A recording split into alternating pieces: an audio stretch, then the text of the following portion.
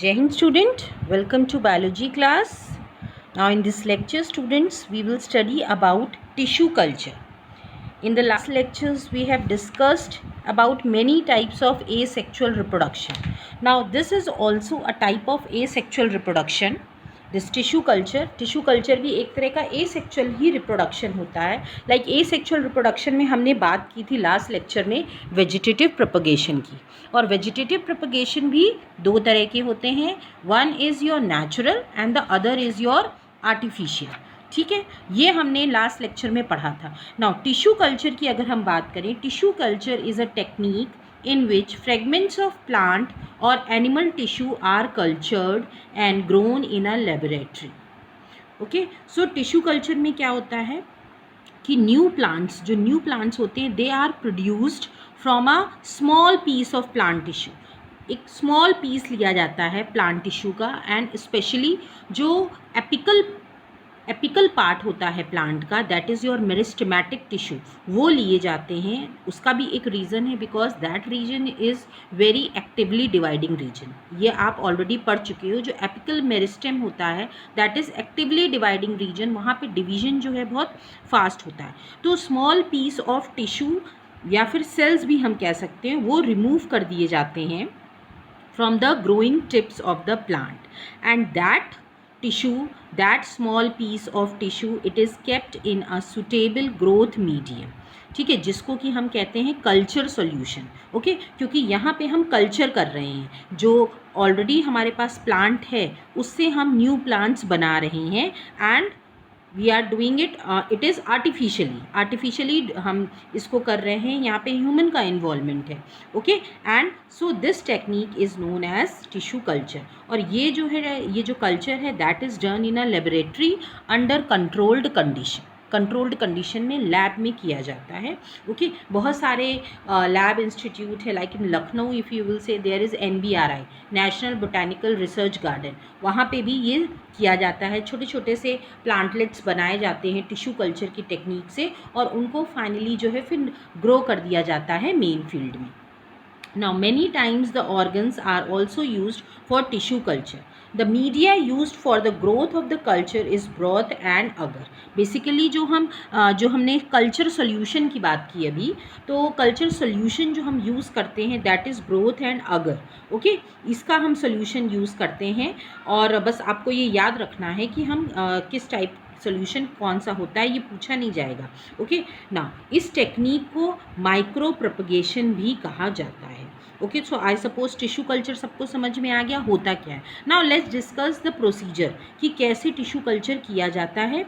Okay, और किस तरह जो है प्लांटलेट्स जो हैं new plantlets from the parent plant उनको प्रोड्यूस किया जाता है. Now let's start with the procedure. सबसे पहला स्टेप है कि small piece of plant tissue is taken from the growing part of the plant.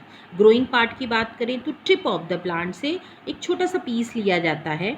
Okay, और उसको जो है उसका एक सॉल्यूशन, उसको खूब क्रश करके, ओके, उसको क्रश करके उसको एक पेस्ट की तरह बनाया जाता है, and then it is placed in a nutrients and plant hormones जो है इसमें मिलाए जाते हैं. The hormones they make the cells in the plant tissue divide rapidly. Hormones क्यों हम इसमें ऐड करते हैं, क्योंकि हार्मोन्स आपको पता है कि हार्मोन्स, हमने सब तरह के हार्मोन्स पढ़े थे, और ये जो है प्लांट टिश्यू में डिवीजन स्टार्ट कर देते हैं जो भी हमने पार्ट लिया. Okay, now and this hormone, this make the cell in the plant tissue divide rapidly producing many cells. बहुत सारे cells produce करते हैं which form a shapeless lump of mass.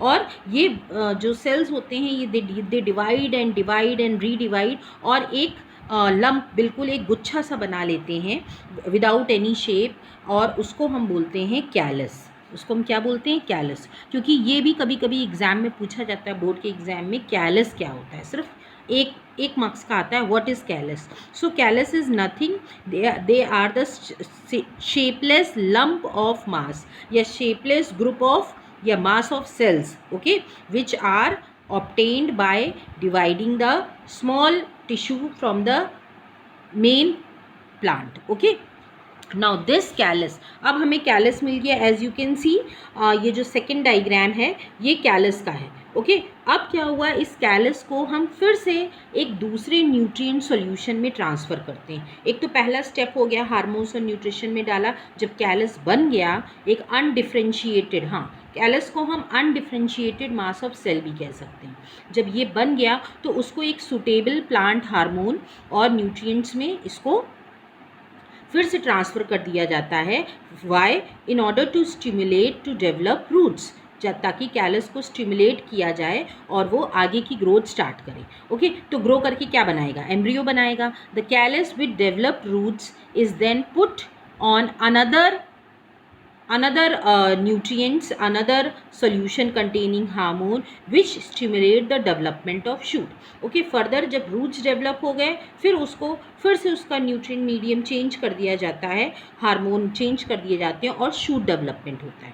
Okay now the callus having root and shoot they separates into tiny plantlets. आप देख रहे हो beaker है, beaker में आप प्लांटलेट देख रहे हो। ओके नाउ ये प्लांटलेट जो है द मीडियम अगर यूज़ किया है that I have already told you, तो अब ये जो रूट और शूट है ये सेपरेट हो जाते हैं छोटे छोटे से प्लांटलेट्स में। मीन्स एक कैलस से बहुत सारे प्लांटलेट्स बन सकते हैं। Okay in this way many tiny plantlets are produced from just a few original plant cells. Okay और इस तरह आप एक छोटे से पार्ट से प्लांट के एक मेरिस्टेमेटिक पार्ट से आप एक से ज़्यादा प्लांटलेट्स बना सकते हो। The plantlets thus produce they are transferred into pots और soil where they can grow to form mature plant. Okay so this is the whole process of vegetative tissue culture. Now ये एक और जो है आपको कंसाइज करके diagram दिखाया गया है।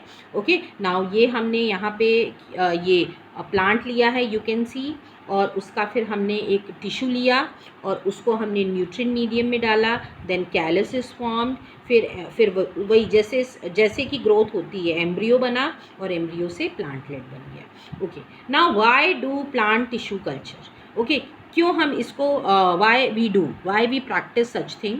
Because a single explant means जो पेरेंट प्लांट को यहाँ एक्सप्लांट कहा गया है, single plant can be multiplied into several thousand plants.